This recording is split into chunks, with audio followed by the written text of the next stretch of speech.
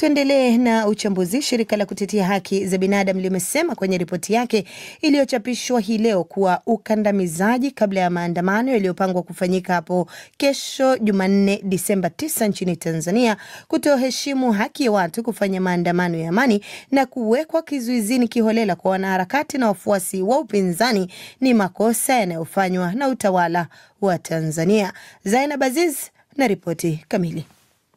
Shirika la Human Rights Watch limesema serikali ya Tanzania inapaswa kuusimamisha msako wake na kuwaachilia mara moja wote waliokamatwa kiholela. Matamko hayo yametolewa huko nchini Tanzania kukitarajiwa kufanyika maandamano siku ya Jumanne Disemba 9, siku ambayo Tanzania bara husherekea siku ya uhuru wake. Serikali imefuta sherehe rasmi za siku hiyo ya uhuru baada ya Rais Samia Suluhu Hassan kuagiza kwamba fedha za sherehe hizo zitumike kurekebisha miundombinu iliyoharibiwa wakati wa uchaguzi. Mtafiti mkuu wa shirika la Human Rights Watch kanda ya Afrika, Oriem Nyeko, amesema, na hapa namnukuu, serikali ya Tanzania inajenga msingi wa hali ya vitisho na hofu iliyokuwepo kabla ya uchaguzi ili kuzuia kufanyika maandamano zaidi. Mamlaka zinapaswa kukomesha ukandamizaji na ziheshimu haki ya Watanzania kuhusu kutoa maoni yao kwa amani. Mwisho wa kumnukuu. Polisi kwa upande wake imesema maandamano yoyote yatakuwa kinyume cha sheria kwa kuwa mamlaka haijapokea taarifa yoyote rasmi kutoka kwa waandaaji wa maandamano hayo. Kauli hiyo imesisitizwa zaidi na waziri wa mambo ya ndani wa Tanzania, George Simbachawene. Maandamano hayo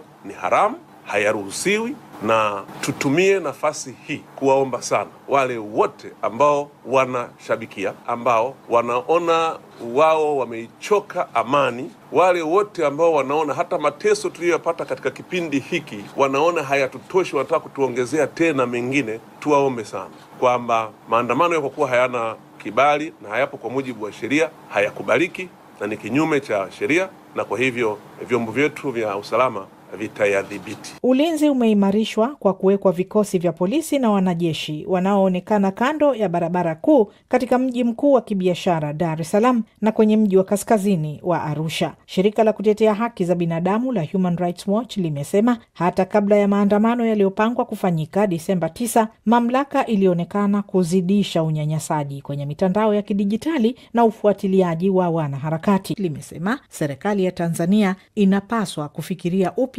na kuchukua hatua za kuhakikisha uwajibikaji bila upendeleo kuhusu madai ya mauaji yanayohusiana na uchaguzi, vipigo na mashambulizi kutoka kwa vikosi vya usalama na watu wasiojulikana, kuhakikisha ushiriki mpana katika uchunguzi wa yaliyotokea nchini humo na kuwawajibisha wale wote waliohusika. Na kutoka Tanzania tuelekee Uganda ambako inajiandaa kuingia kwenye uchaguzi mkuu siku 36 kutoka sasa. Hata hivyo, matukio ya upinzani kuandamwa yanazidi kutia wasiwasi. Tukio la wanajeshi kuwacharaza hadharani kwa fimbo walinzi wa karibu wa mgombea wa urais Robert Chagulanyi limekosolewa, huku mwanasiasa huyo akinyoshea kidole jamii ya kimataifa kwa kutoshutumu utawala wa Rais Yoweri Museveni kwa vitendo hivyo vinavyokiuka haki za binadamu.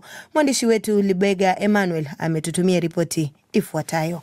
Kanda inayoonyesha wanajeshi waliojihami kwa bunduki wakitumia fimbo kuwacharaza wafuasi wa mgombea urais Robert Chagulanyi anayefahamika zaidi kwa jina Bobi Wine, ambao nusra wamgeukie yeye mwenyewe, imeibua hisia mseto za hofu, hasira na wasiwasi kuhusu hali ya wapinzani nchini Uganda. Wengi wanaelezea kuwa msimu huu wa uchaguzi umefikia kiwango cha juu cha ghasia na machafuko ya uchaguzi ambavyo ikiwa vitadhibitiwa huenda vifo na majeraha zaidi vikashuhudiwa. Akiwahutubia waandishi habari kabla ya kuanza kampeni zake jijini Kampala hii leo, mgombea huyo ameelezea vitendo hivyo kwa vya kikatili na ni vitisho vya utawala ambao unategemea zaidi majeshi kubakia madarakani badala ya kukubali ushindani wa kidemokrasia. Anakosoa jamii ya kimataifa kwa kutoshutumu utawala wa Rais Museveni kwa vitendo hivyo ambavyo anavitaja kuwa kinyume na sheria za kimataifa za kulinda haki za binadamu.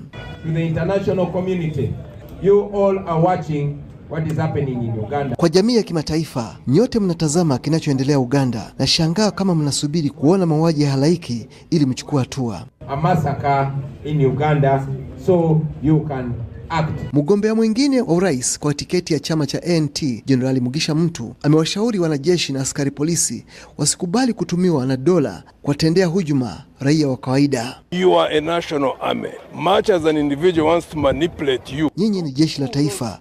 Licha ya mtu binafsi kuwa na hila za kuwatumia, zingatieni jinsi mataifa mengine yalipofikia poromoka. See how countries reach a breaking point.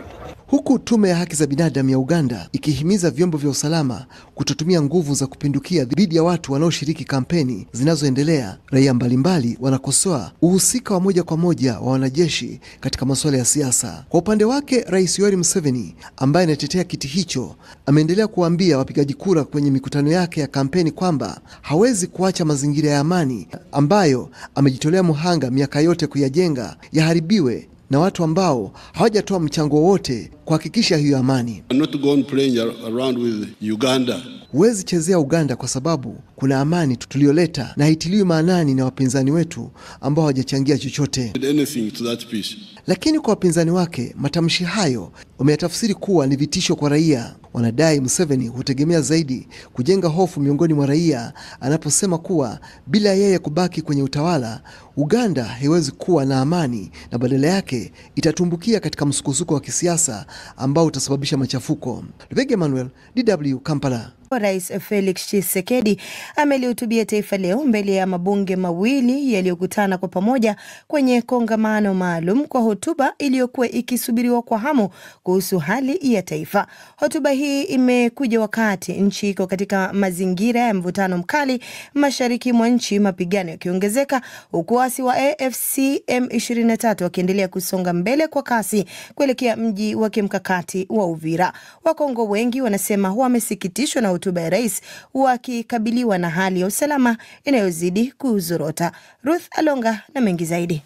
Majira ya saa 7 mchana kwa saa za Kinshasa, mbele ya mabunge yote mawili yaliyokutana kwa pamoja, Felix Tshisekedi alitoa hotuba yake ya kila mwaka kuhusu hali ya taifa, hotuba iliyoelezwa kuwa ya muhimu sana, hasa wakati ambapo mapigano mashariki yamechachamaa tena na waasi wanasogea kwa kasi kuelekea Uvira.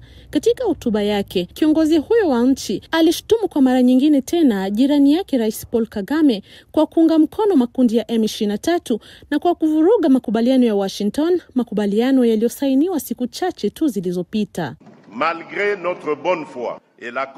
Licha ya nia njema tuliyoonyesha kwenye makubaliano yaliyopitishwa hivi karibuni, ni wazi kwamba Rwanda imeanza kuvunja ahadi zake. Siku moja tu baada ya kusainiwa, majeshi ya ulinzi ya Rwanda yaliunga mkono mashambulizi ya silaha nzito yaliyotokea kutoka Bugarama na kusababisha uharibifu mkubwa wa maisha na mali huko Kaziba, Katogota na Lubirika. Kuhusu mazungumzo yanayoendelea nchini Qatar, amesema kwamba lengo lake kuu ni kuhakikisha kujiondoa kwa wapiganaji wa AFC M23, na kwa mujibu wake makubaliano ya Washington yanathibitisha kuondoka kwa majeshi ya Rwanda nchini DRC. Lakini wakati anazungumza huko Kinshasa, hali inabadilika ghafla kwenye uwanja wa mapigano. Mji wa Sange, takriban kilomita 30 kutoka Uvira, umeanguka mikononi mwa AFC M23. Video iliyosambaa sana kwenye mitandao ya kijamii inaonyesha waasi wakiingia kwa msururu ya magari wakitokea Bwegera na Luberizi walikokuwa wameteka usiku uliopita. Huu ni ushindi wa kasi unaoongeza hofu kwa wakazi wa Kivu Kusini. Katika hotuba yake, Tshisekedi alisitiza pia mafanikio yake chanya na mapigano yake ya ujenzi wa kiuchumi na kijamii. Lakini ujumbe huu haujawashawishi wakazi wa mashariki. Huko Goma, wakazi wanasema hotuba hii haina uhusiano na maisha yao ya kila siku. Filemon Ruzinge, mtetezi wa haki za binadamu anayeishi Goma, anasema kabla hata hajatoa hotuba mbele ya bunge, tayari tulikuwa tumepoteza Luvungi. Hilo halitupe tena moyo ya kumsikiliza. Anarudia maneno yale yale. Jana Kagame alikuwa mshirika, wakasaini makubaliano. Leo anamuita adui. hotuba yake inawahusu tu wabunge walioko mbele yake, maana hawa wabunge hawatufanyii chochote sisi. Kati ya kusonga kwa waasi, mashambulizi ya silaha nzito na kushindikana mara kwa mara ya hatua ya kusitisha mapigano, hali ya kutokuaminiana inaendelea kutawala katika maeneo ambayo Tshisekedi mwenyewe aliita maeneo mwekundu. Kwa wakazi wengi wa mashariki, hotuba hii mpya ya mkuu wa nchi inaonekana kama marudio ya yale ya zamani, si mwanzo mpya. Ruth Alonga, DW, Goma.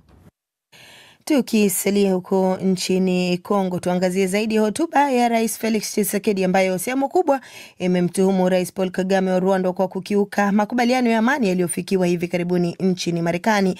Nimezungumza na mchambuzi wa siasa za kanda ya maziwa makuu kutoka Johannesburg, Afrika Kusini, Nixon Katembo, na kwanza anatoa tathmini yake kuhusu hotuba ya rais na imeashiria nini kuhusu uhusiano wa kidiplomasia kati ya DRC na Rwanda. Inaashiria vitu vitatu. Moja, kutokuaminiana kati ya mataifa ya Jamhuri ya Kidemokrasia ya Kongo na Rwanda, hasa kutokana na kauli za viongozi hao wawili. Na hotuba ya rais inaonyesha kwamba vita vitaendelea na kwamba makubaliano yaliyosainiwa hayatatekelezwa. Kinachokuamisha ni kutokuwa na nia ya kisiasa kati ya Rais Paul Kagame pamoja na Rais Felix Tshisekedi. Pili, kauli ya Rais Paul Kagame alipozungumza na waandishi wa habari wa chombo cha Al Jazeera kwamba msukumo wa makubaliano na mazungumzo ya moja kwa moja ya ndani kati ya viongozi wa DRC haihusu Rwanda. Hii kwamba ni Rais Tshisekedi ndiye ameomba makubaliano ya Washington na yakataa yafanyike katika mataifa haya ya kigeni, licha ya jitihada zinazoendeshwa na Umoja wa Afrika pamoja na viongozi wa Afrika kuweza kutafuta suluhu za Kiafrika kwa mgogoro wa Kiafrika. Katika hotuba yake Tshisekedi pia amesisitiza mafanikio chanya na mipango yake ya ujenzi wa kiuchumi na kijamii. Lakini wakazi wa mashariki hususan Goma na Uvira, licha ya kusisitiza mafanikio hayo, bado hawajashawishiwa na hotuba hii. Unadhani hili ni kwa nini? Ukiona zaidi ni kwamba rais anataka kujinadi katika kuonyesha kwamba anafanikiwa katika masuala ya uchumi na mengineyo. Lakini mwenyewe nilikuwa mjini Kinshasa wiki moja iliyopita, na ni zaidi kwamba hakuna maendeleo yoyote mji wa Kinshasa. Mafanikio ambayo yanazungumziwa yako kwa viongozi tu, wale ambao wako karibu naye na wabunge ambao wanapata mishahara minono.